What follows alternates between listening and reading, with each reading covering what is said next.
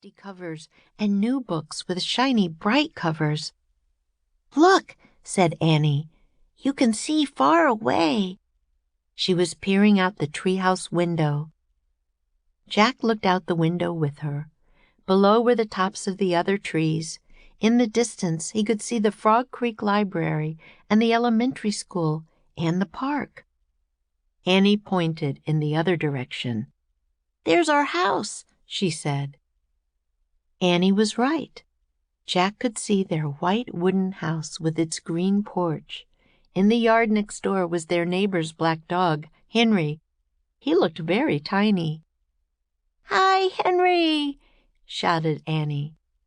"Shush! We're not supposed to be up here," said Jack. Jack glanced around the treehouse again. He noticed that bookmarks were sticking out of many of the books. "I wonder who owns all these books," he said. "I like this one," said Annie. She picked up a book with a castle on the cover. "Here's a book about Pennsylvania," said Jack. He turned to the page with the bookmark. "Hey, here's a picture of Frog Creek," said Jack. "It's a picture of these woods."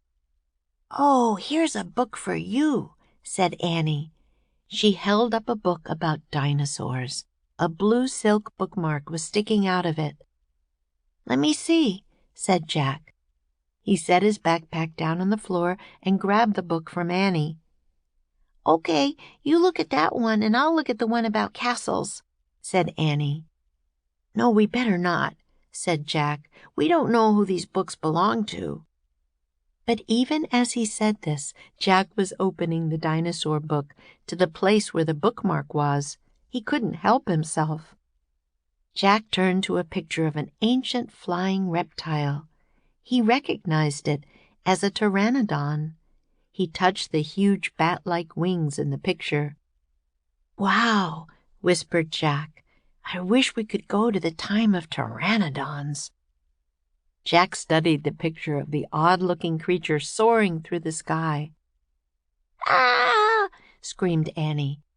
"What?" said Jack. "A monster!" Annie cried. She pointed out the treehouse window. "Stop pretending, Annie," said Jack. "No, really," said Annie.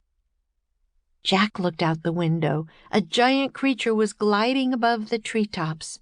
It had a long, weird crest on the back of its head, a skinny beak, and huge bat-like wings.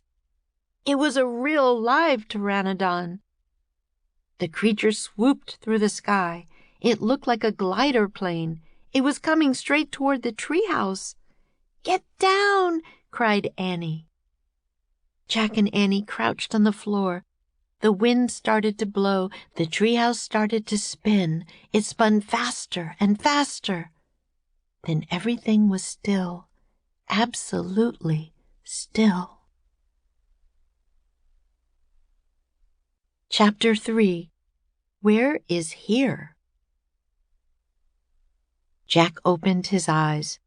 Sunlight slanted through the window.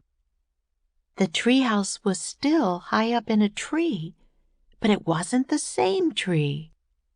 "Where are we?" said Annie. She and Jack looked out the window. The pteranodon was soaring through the sky. The ground was covered with ferns and tall grass. There was a winding stream, a sloping hill, and volcanoes in the distance. I don't know where we are," said Jack. The pteranodon glided down to the base of the tree. It landed on the ground and stood very still. "So, what just happened to us?" said Annie. "Well," said Jack, "I was looking at the picture in the book, and you said, 'Wow, I wish we could go to the time of pteranodons,'" said Annie. "Yeah, and then we saw a pteranodon in the Frog Creek woods," said Jack. "Yeah, and then the wind got loud and the treehouse started spinning," said Annie. "And we landed here," said Jack. "And we landed here," said Annie. "So that means," said Jack. "So that